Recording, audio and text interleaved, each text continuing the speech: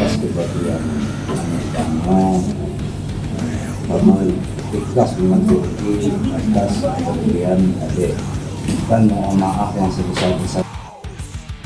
Ampun ampun abang, ampun Pak dan keluarga abang dengan terjadi banyak adik.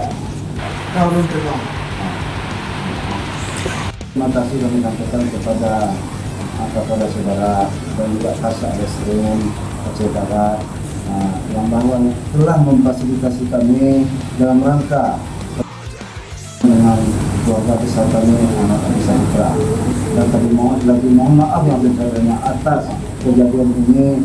Kami atas nama pimpinan kampung sangat bermohon maaf supaya ke depan tidak ada kejadian yang serupa.